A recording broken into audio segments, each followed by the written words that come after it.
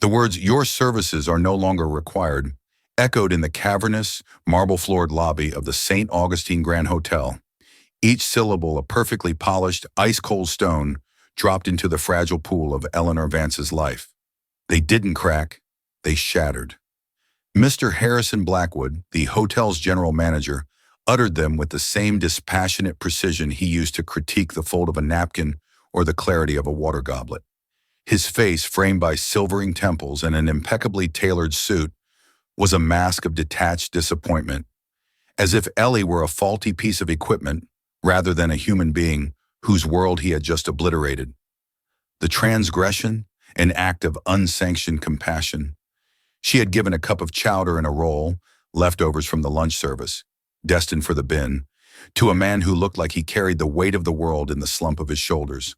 A man whose worn coat and weary eyes didn't meet the hotel's five-star standard of clientele. For this, she was being publicly dismantled, as two security guards, men she'd shared coffee with just that morning, materialized to escort her from the premises. A burning humiliation washed over her. She could feel the stares of the wealthy guests in the lobby lounge, their curiosity piqued by the quiet drama. She saw the pity in the eyes of her fellow staff members, quickly masked by a professional neutrality she knew was born of fear. She had worked at the St. Augustine for 7 years. She had polished its silver, memorized the preferences of its regular guests, and poured her soul into upholding its reputation for service. Now she was being cast out like refuse, her simple act of kindness deemed a greater stain on the hotel's pristine image than the food waste she had tried to prevent. But what Ellie didn't know, what Mr. Blackwood in his cold certainty could never have fathomed, was that the quiet, weary man she had helped was not who he seemed. He was a ghost from the hotel's past and the key to its future, and his return the next day wouldn't just change her life. It would expose the rotten foundation upon which the St. Augustine's modern empire was built, shaking the Grand Hotel to its very core. The morning had begun like any other, with the shrill cry of her 5:30 a.m. alarm. For a moment, Ellie lay in the pre-dawn darkness, listening. She was listening for the sound of her mother, Margaret, stirring in the next room. Some mornings, she would hear the gentle hum of her mother singing an old lullaby. On others, a confused murmuring as Margaret tried to place herself in a world that was slowly, cruelly, fading from her grasp. Today there was only silence, which was its own special kind of anxiety. Alzheimer's.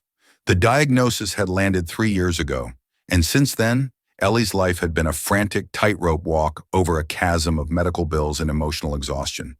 She was 32, but she felt ancient. Her reflection in the small bathroom mirror showed a woman perpetually on the edge of sleep. The vibrant, hopeful young woman who had dreamed of being a photographer was now a collection of worry lines and a tightly pinned bun, the uniform of practicality. Her job as a lead waitress in the Palm Court, the St. Augustine's iconic lobby lounge, was her lifeline. It was more than a job, it was a performance. Every day she donned a crisp black dress, a starched white apron, and a smile that had to be bright enough to mask the gnawing fear that she was one missed shift, one unexpected expense away from total collapse. The St. Augustine paid better than most service jobs in the city, and the tips, on a good day, were the difference between affording her mother's medication and choosing which bill to pay late that month.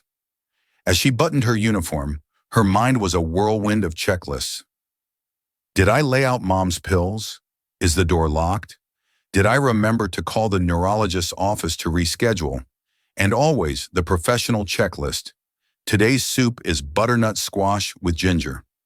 Mr. Abernathy in room 802 likes his tea with exactly 1.5 lumps of sugar.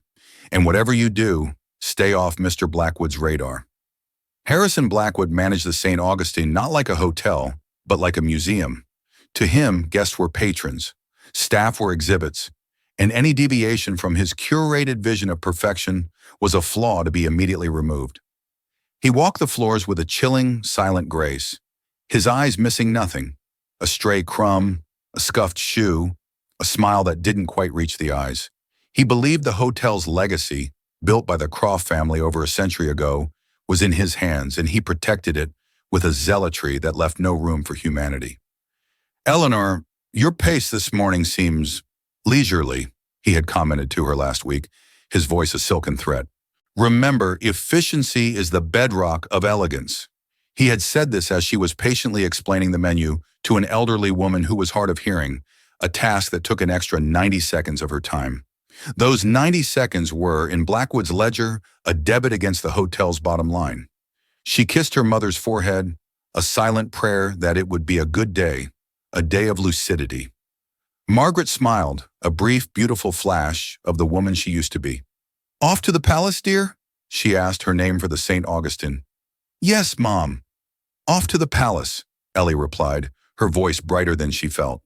The Palm Court was already a symphony of controlled chaos when she arrived. The scent of espresso and expensive perfume filled the air. Waitstaff glided between tables laden with pastries and porcelain, their movements a choreographed ballet of service. The morning rush was demanding, but Ellie moved through it with an expert's grace. She placated a demanding businessman whose croissant wasn't flaky enough, charmed a family of tourists into ordering the high-margin juice blend, and shared a quiet, knowing smile with Mr. Gable, a widower who came in every morning to read the paper, just as he had with his wife for 40 years. Through it all, she was aware of Blackwood, a shadowy presence observing from the edge of the room. She saw him adjust a flower arrangement with a flick of his wrist. She saw him cast a disapproving glance when a child dropped a spoon, the clatter and affront to the room's hushed ambiance. She felt his gaze linger on her as she spent a moment too long ensuring Mr. Gable's cup was full. Be invisible, she told herself. Be perfect.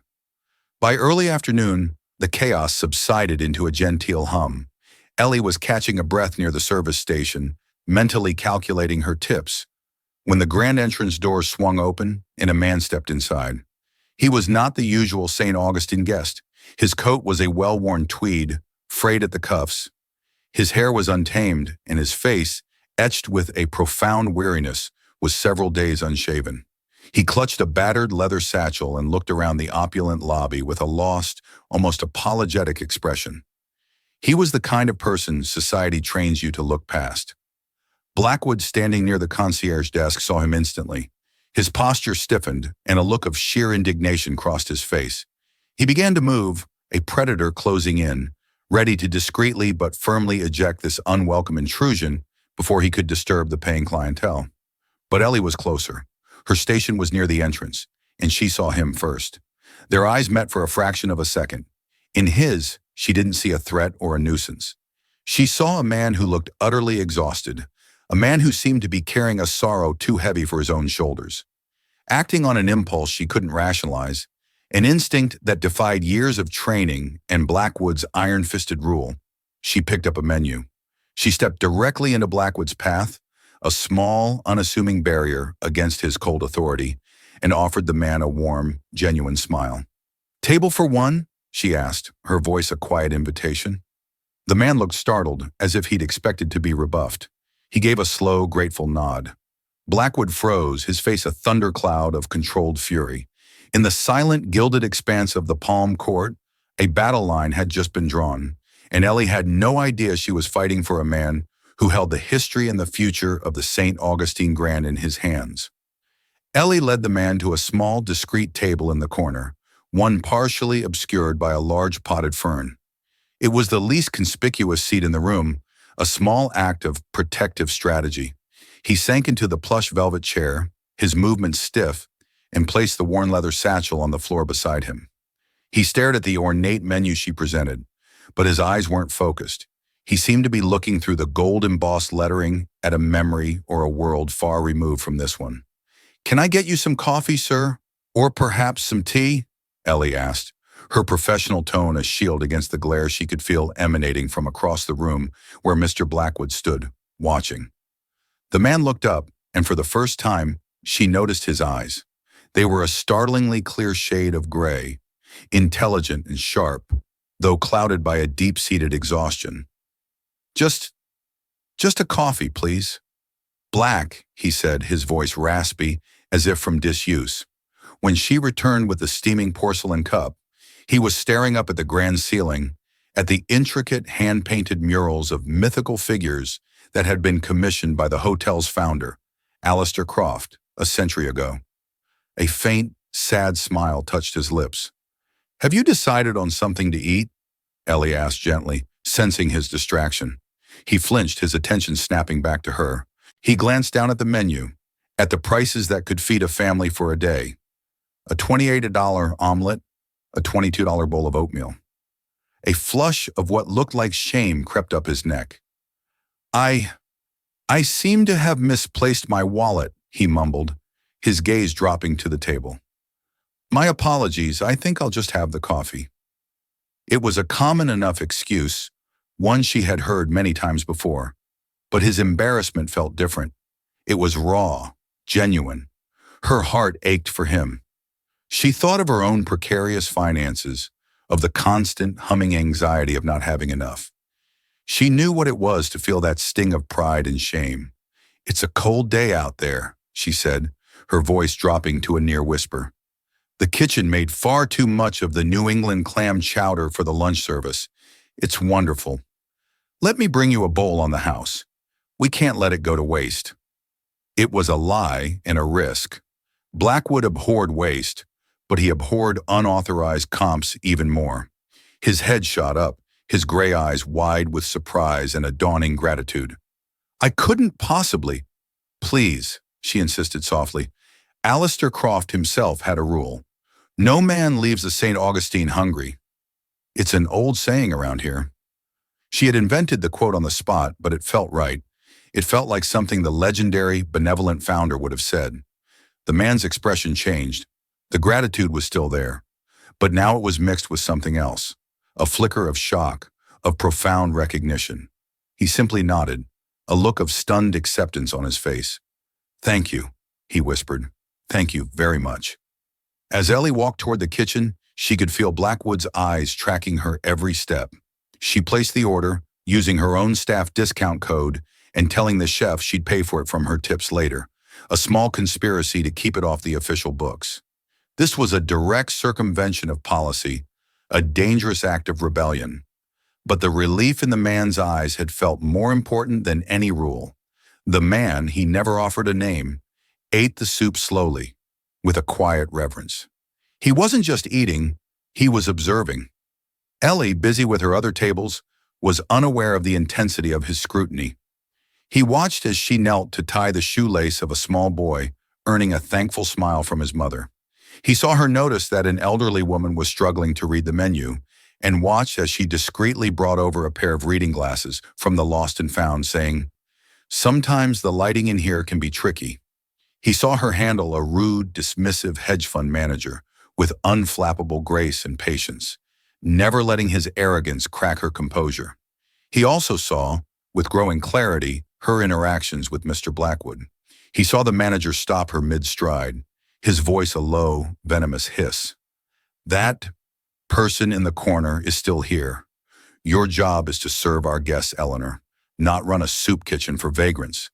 The table he is occupying could have been turned over twice by now. This reflects poorly on you and on me. Ellie's face remained a polite, neutral mask. Yes, Mr. Blackwood, she said, her voice betraying no emotion. He will be leaving shortly. When the man had finished his soup and his second cup of coffee, he motioned for Ellie. As she approached, he was fumbling in his coat pockets. I'm so sorry, he said, his face a picture of genuine distress. I truly don't have my wallet. I was hoping I might have tucked some cash in my coat, but nothing. I can leave you my watch. It's not much, but it's old.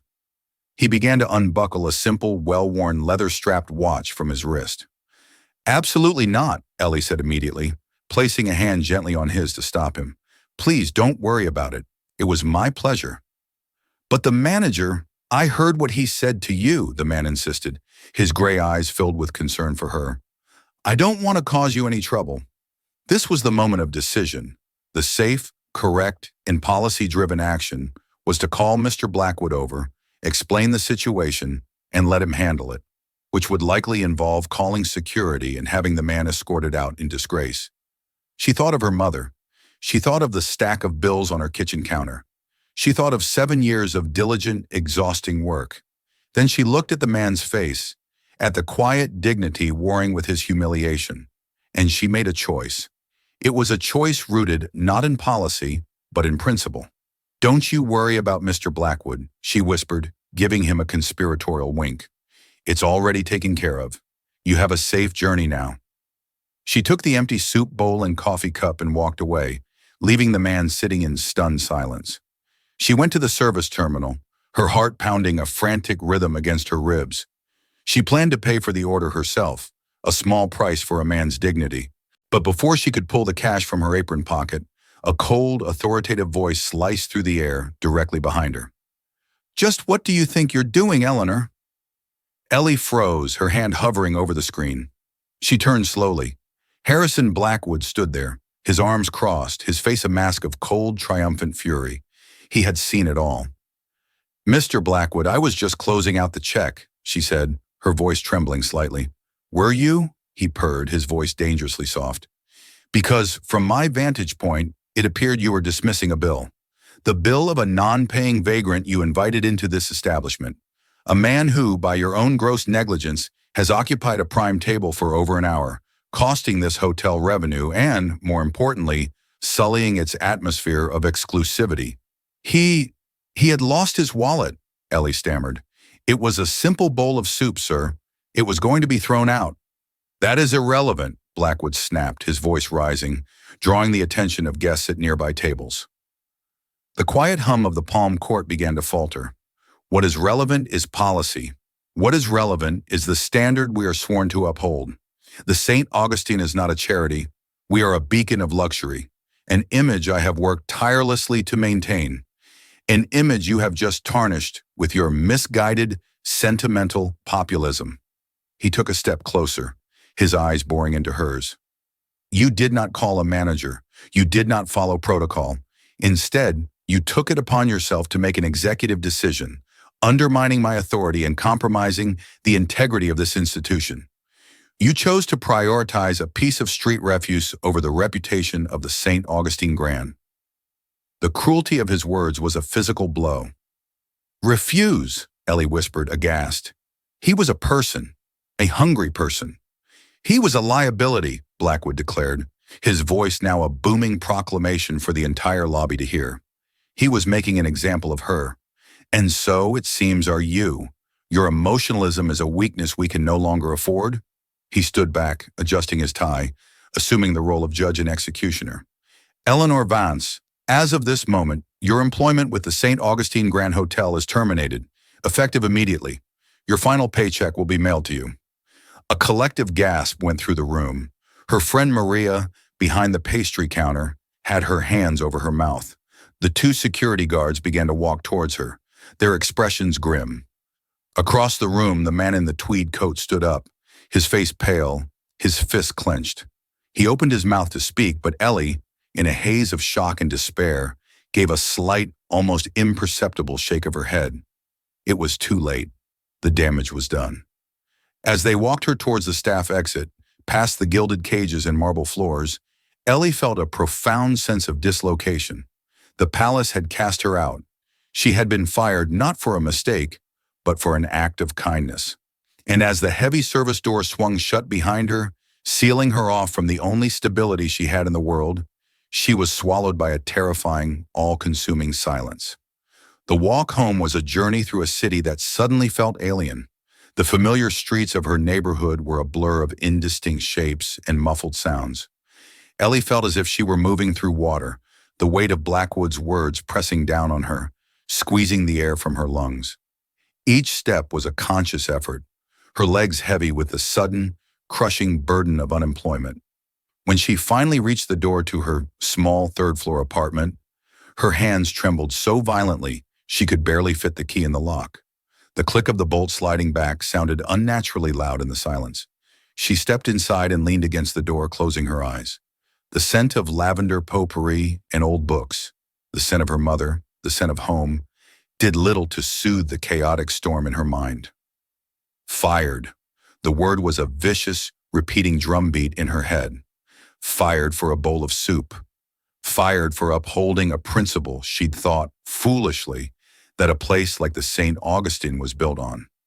She sank onto the worn floral sofa, her purse dropping to the floor. The springs groaned, a tired, weary sound that mirrored the ache in her soul. Her first thought, sharp and terrifying, was of her mother. How would she pay for the specialized memory care center she'd been saving for? The brochures were sitting on the coffee table, their glossy pages showcasing sunny rooms and compassionate staff, a world that was now utterly, impossibly out of reach. How would she even afford Margaret's medication next month? The cost of the Donepezil alone was staggering, a monthly mountain she could barely summit even with her salary and tips. Panic, cold and sharp, began to rise in her throat. She wrapped her arms around herself, a desperate, futile attempt to hold the splintering pieces of her life together. She had been a model employee. For 7 years, she had sacrificed evenings, weekends, and holidays. She had absorbed the rudeness of entitled guests, soothed the tempers of stressed chefs, and covered shifts for sick colleagues without complaint. She had done everything right, and it had all been erased in a single, brutal moment. Her gaze fell upon a small, framed photo on the mantelpiece. It was her father, standing proudly in his St. Augustine doorman's uniform from 30 years ago. He had worked at the hotel for nearly 4 decades, a fixture of quiet dignity at its grand entrance. He had been a man of immense kindness, known for keeping dog biscuits in his pocket for guest pets, and for always having a comforting word for a weary traveler.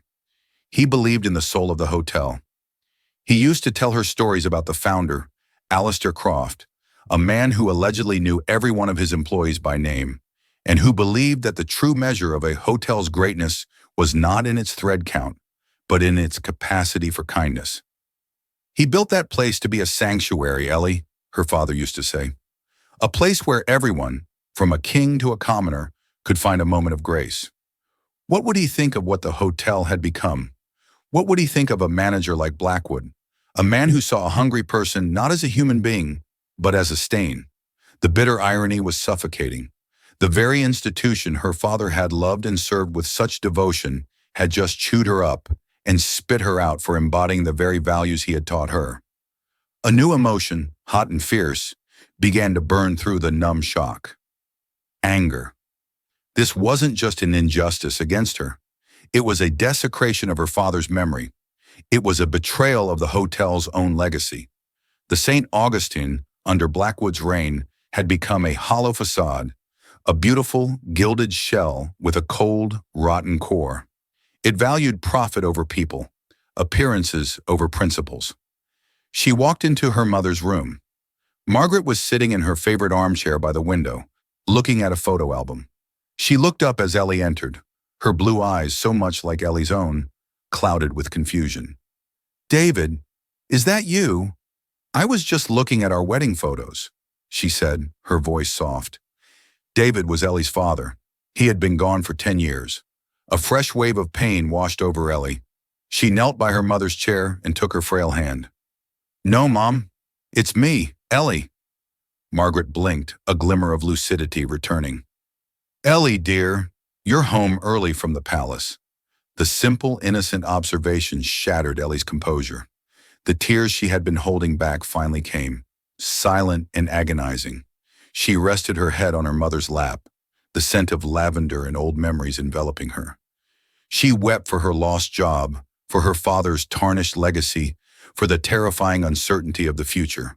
But most of all, she wept for her mother, for the cruel, relentless disease that was stealing her away, and for her own terrifying inadequacy in the face of it.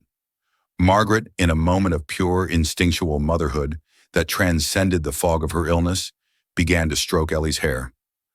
"There, there, my sweet girl," she murmured. "Whatever it is, it will be all right. You are stronger than you know." As the afternoon sun cast long shadows across the small apartment, Ellie felt a loneliness so profound it was a physical ache. She had never felt so utterly, completely defeated. The palace had crumbled, and she was lost in the ruins. While Ellie's world had shrunk to the 4 walls of her silent, grief-stricken apartment, a universe away, in the very heart of the gilded cage she had just been expelled from, a very different storm was gathering. The man in the tweed coat, the quiet, weary figure known to Ellie only as a nameless recipient of her forbidden charity, was now ensconced in the hotel's most hallowed ground, the Alistair Croft Presidential Suite. This was not merely a room, it was a kingdom. Spanning the entire top floor, Its floor-to-ceiling windows offered a god's-eye view of the city, a sprawling tapestry of glittering lights in endless motion. The air itself seemed filtered, smelling faintly of lemon oil, aged leather, and the intangible scent of old money.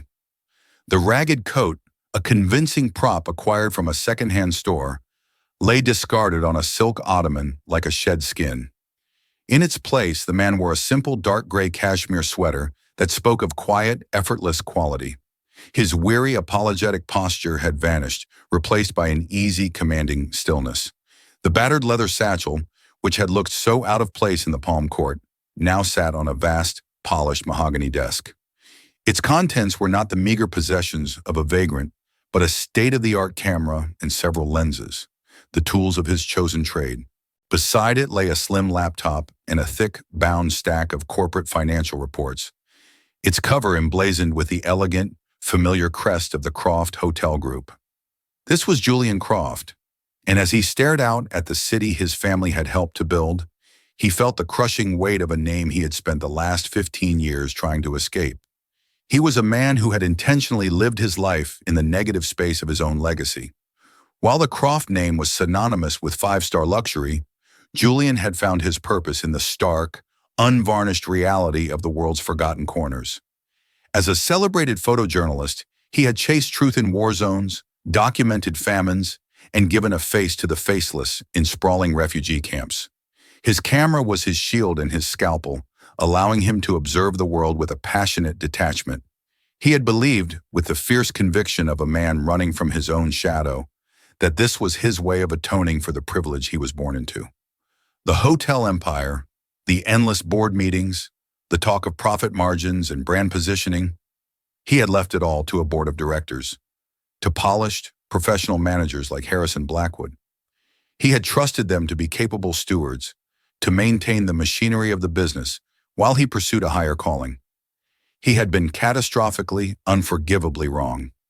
The summons had come 3 weeks ago, a crackling, urgent satellite call from his great-aunt Beatrice, the 80-year-old matriarch and the only other Croft who still held a seat on the board. Her voice, usually a gentle, reedy whisper, had been sharp with an anxiety that cut through the thousands of miles of static. "Julian, you must come home. The business is sick." "Sick?" he had asked, picturing financial ruin. "Beatrice, the quarterly reports look stronger than ever." "That's the disease," she had retorted, her voice trembling with frustration. "The numbers are beautiful, but the body is rotting. We are making more money than ever, and our guests are more miserable than ever. The review scores, Julian.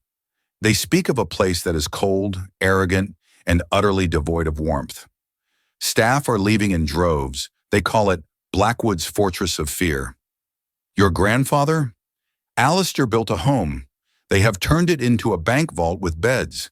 His legacy is being erased, one soulless transaction at a time." Alistair Croft's vision of a sanctuary of grace had been supplanted by Blackwood's brutally efficient, market-tested motto, "Perfection at a premium." The phrase had made Julian's stomach turn. It was the antithesis of everything his grandfather had stood for. So he had returned, not as the prodigal heir, but as a ghost. For 2 days he had walked the city streets, his camera bag replaced by the worn satchel, his designer clothes swapped for the weary tweed coat. He wanted to feel the city not from the back of a chauffeured car, but from the hard bench of a city bus.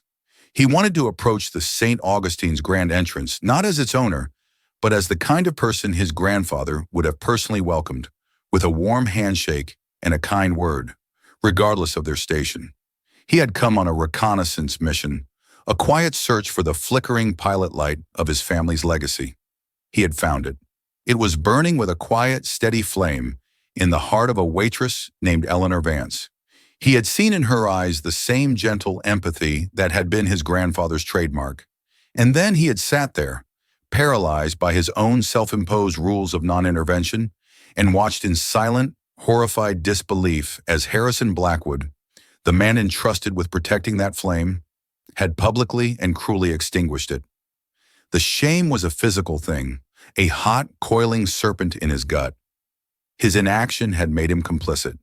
As he'd watched Ellie's slumped shoulders disappear through the service exit, he realized the truth. His grandfather's legacy was not an abstract concept to be managed by a board. It wasn't a stock price or a profit margin. It was a living, breathing thing that existed in the small human moments of connection. A moment like a waitress offering a bowl of soup to a stranger.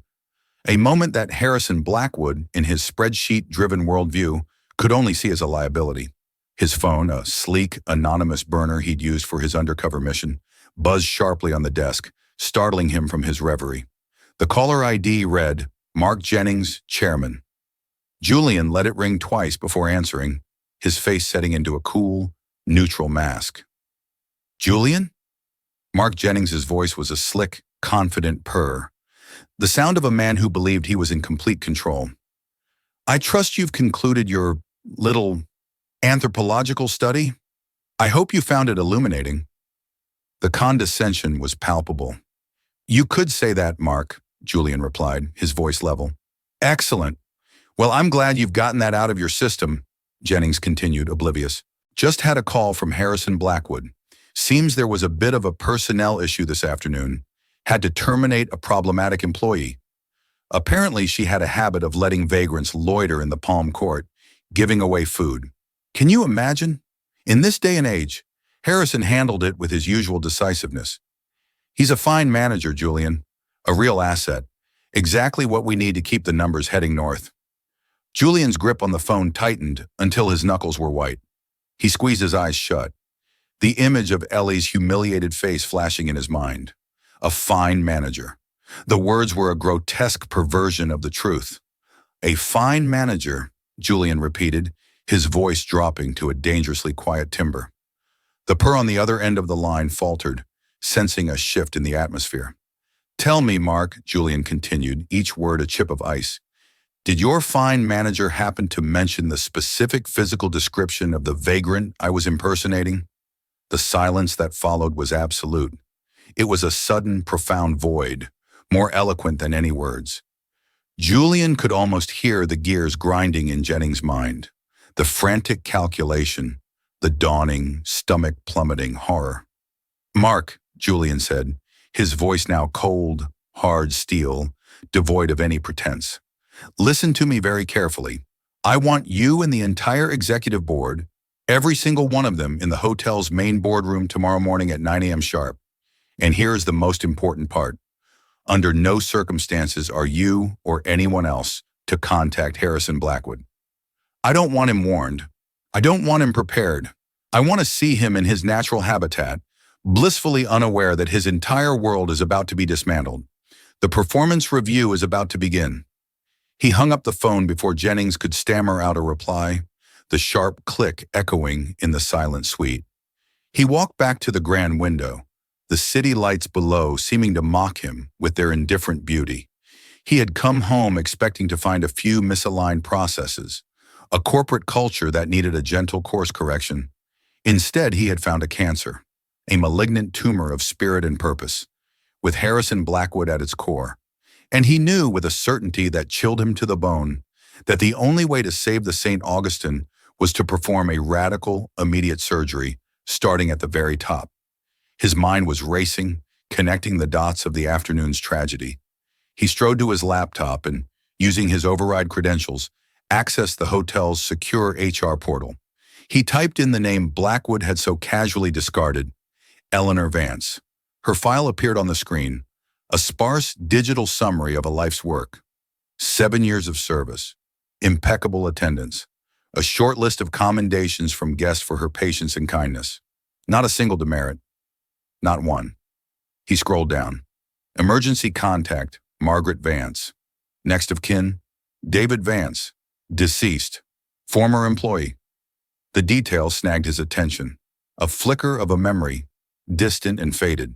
He navigated to the archive personnel files, the system's interface a clunky, outdated relic of a different corporate era. The screen glowed a pale blue, a digital graveyard of past employees. He typed in the name, David Vance.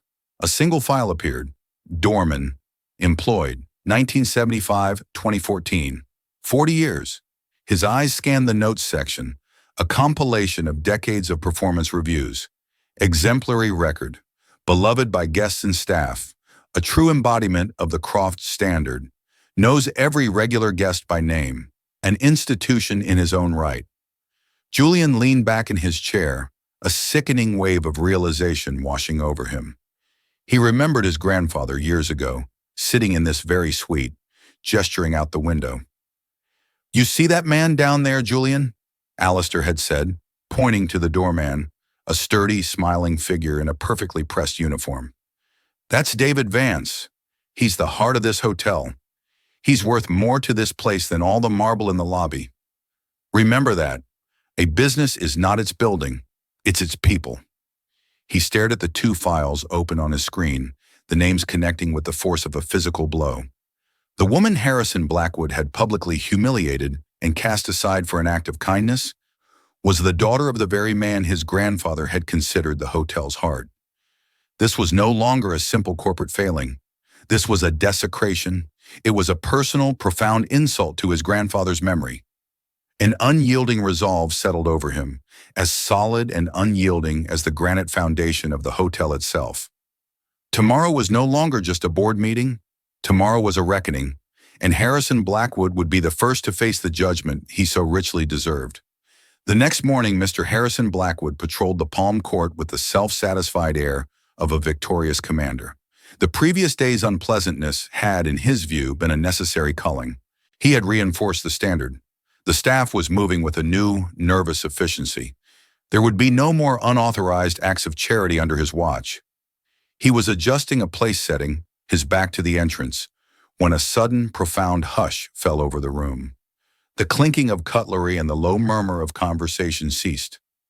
Blackwood turned, annoyed by the interruption. Standing in the grand archway were the 7 members of the Croft Hotel Group's executive board. In the center, leading them, was the disheveled man from the day before. Except he was no longer disheveled. He was dressed in a perfectly tailored charcoal suit, his hair was neatly styled, and his weary expression had been replaced by one of cool, commanding authority. His gray eyes, now sharp and clear, swept across the room and locked onto Blackwood's. Blackwood's mind struggled to process the scene. He blinked, certain he was mistaken. But they were still there, walking towards him, their expressions a mixture of grim apprehension and nervous deference to the man in the lead. "Good morning, Harrison," the man said. His voice was the same, but the raspiness was gone, replaced by a smooth, resonant baritone that commanded attention. "I believe we met yesterday. You saw a man in need. I, however, saw a manager who has fundamentally misunderstood the nature of his job." Blackwood's face went white. The blood drained from his head, and for a terrifying moment, he thought he might faint. He recognized the man's face now from old photographs in the hotel's historical archives. A younger version, but unmistakable. The eyes. They were Alistair Croft's eyes. Mr. Croft," he stammered, his carefully constructed composure shattering into a million pieces. I had no idea. Sir, it's an honor. I didn't recognize you." "That, Harrison, was the entire point," Julian said, his voice devoid of warmth. He stopped directly in front of the trembling manager. "I came to see what my grandfather's hotel had become. I saw a place of breathtaking beauty, run with impeccable efficiency. But I also saw a place that has lost its heart, a place where a rule is more important than a person, a place where the daughter of a man who gave this hotel 40 years of his life is thrown out like garbage for showing a flicker of human decency." He turned to the stunned staff and guests who were watching, transfixed. "My grandfather, Alistair Croft, did not build this hotel to be a museum of empty elegance. He built it to be a sanctuary, and the soul of that sanctuary has always been its staff. Yesterday, I witnessed an employee, Eleanor Vance, uphold that founding principle. She offered comfort to a stranger at personal risk, and for that, she was fired. That is not an error in judgment on her part. It is a catastrophic failure of leadership on ours." His gaze returned to Blackwood, as cold and hard as granite. "You are not a steward of the St. Augustine's legacy, Harrison. You are its gravedigger. You have mistaken cruelty for strength and elitism for elegance." He then turned to the board chairman. "Mark, as of this moment, Mr. Blackwood's tenure as general manager is over. His services are no longer required. He used the exact same cold, dismissive words Blackwood had used on Ellie. Please have security escort him out. Through the front door. I want everyone to see that this era of soulless management is officially over. As a stunned Blackwood was led away, his face a mask of disbelief and humiliation, Julian pulled out his phone. He found the number for Eleanor Vance in the employee file. He pressed the call button, his heart pounding. After 3 rings, a tired, grief-stricken voice answered. Hello? Ms. Vance? Eleanor? Julian said, his own voice softening. My name is Julian Croft. We met yesterday. I was the man you gave the soup to. The silence on the other end was thick with confusion. I don't understand.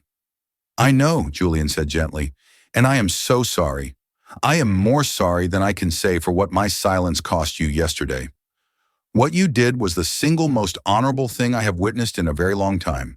You were the only person in that entire hotel who truly understood what the St. Augustine is supposed to be about. He took a breath. Eleanor, I need to ask you to come back to the hotel. Right now. I've sent a car for you. There is a great injustice that needs to be made right, and I can't do it without you. Ellie walked through the grand entrance of the St. Augustine Grand, feeling as though she had stepped into an alternate reality. The car, a sleek black town car, had arrived just as Julian Croft had promised. The staff, who only yesterday had watched her being fired, now greeted her with looks of awe and relief. Mr. Blackwood was nowhere to be seen. Julian was waiting for her in the center of the palm court, which he had cleared of all guests. He stood alone, a solitary figure in the vast, elegant room. He walked to meet her, his expression one of profound, undisguised remorse. Eleanor, he began, his voice earnest. Thank you for coming. What happened to you was a symptom of a disease that has infected this company, a disease of apathy that I allowed to spread by my absence. I can't apologize enough for that. You're Alistair Croft's grandson? She asked, the reality of it still sinking in. I am, he confirmed, and I have been a disgrace to his name. I lost sight of what he built. You, with your simple, profound act of kindness, reminded me. You reminded me of my father, and of yours. He gestured to the small corner table where they had sat the day before. Please. They sat opposite each other. The dynamic was completely transformed. They were not server and guest. They were 2 people at a crossroads. I read your father's file, Julian continued softly. David Vance. 40 years. My grandfather used to talk about him. He called him the kindest man in New York City. He said your father was the true heart of the St. Augustine, a heart that this hotel has tragically lost. Tears welled in Ellie's eyes at the mention of her father, tears of pride and sorrow. Eleanor, I cannot fix the past, Julian said, leaning forward, but I can try to build a better future, a future your father would be proud of. I am not offering you your job back. I am offering you a new one. I am creating a new position, effective today, Director of Guest and Employee Experience for the entire Croft Hotel Group. Ellie stared at him, speechless. Director? Me? I'm a waitress. You are the most qualified person for the job, Julian insisted. I don't need another MBA in a suit. I need someone who understands that true hospitality isn't about profit margins. It's about dignity. It's about making people feel seen. It's about the soul of the place. I want you to help me find the soul of this company again. We'll give you all the training, all the resources you need, a team, an office, and a salary that will ensure you can give your mother the best care in the world without a moment's worry. He reached across the table and looked at her, his gray eyes filled with a desperate, hopeful plea. I'm not just offering you a job, Eleanor. I'm asking you to be my partner in restoring my grandfather's legacy. Help me make the St. Augustine a sanctuary of grace once more. Ellie looked around the beautiful empty room. She thought of her father's pride, her mother's needs, and the soul-crushing struggle of the past few years. And for the first time in a long, long time, she saw not a dead end, but a beginning. A chance to turn her own quiet principles into a force for meaningful change. To honor her father's memory by building something truly worthy of it. A slow, steady smile spread across her face. A smile that reached her eyes and banished the shadows of worry that had lived there for so long. "Yes," she said, her voice clear and strong. "Yes, I will." In the profound, sun-drenched silence of the Palm Court, a revolution had begun. It was not a revolution of shouted slogans or broken barricades, but one that unfolded in the quiet dignity of a restored purpose. The air, which only yesterday had been thick with the chilling tension of fear and surveillance, now felt light, breathable. Sunlight, streaming through the grand arched windows, seemed to catch the crystal glasses with a warmer, more brilliant sparkle. Among the staff, a transformation was underway. The stiff, robotic movements of automatons afraid to make a mistake were being replaced by the relaxed, genuine grace of professionals who felt seen and valued. A quiet word here, a shared, knowing smile there. These were the first green shoots of a new culture breaking through the frozen ground of the old regime. This was not a hostile takeover detailed in financial papers, nor was it a corporate restructuring mapped out on a whiteboard.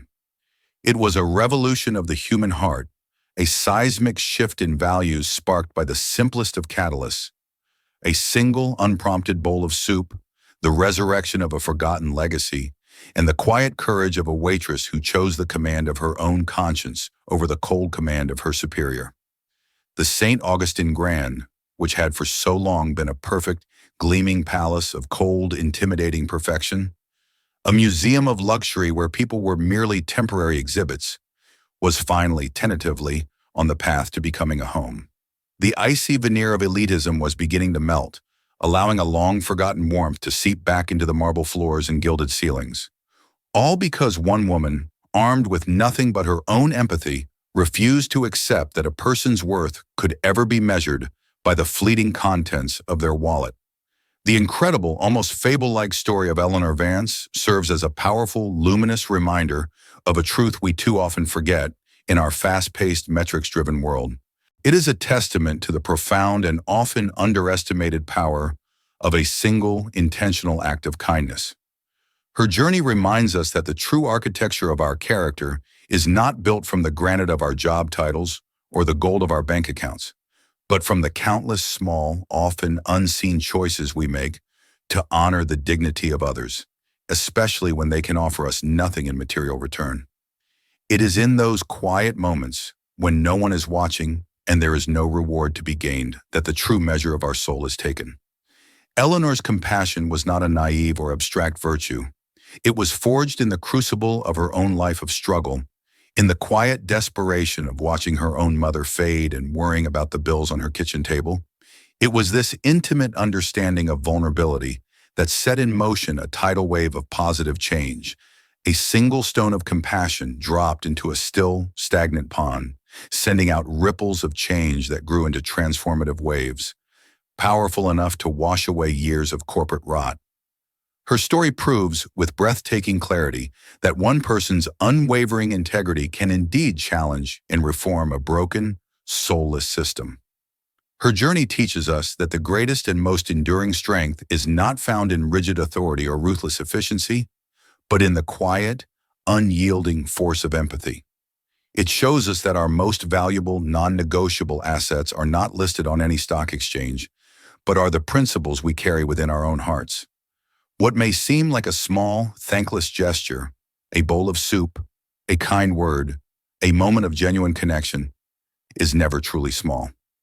It is an investment in our shared humanity, a courageous act of faith that could be the very catalyst that changes not just one life, but the entire world around us.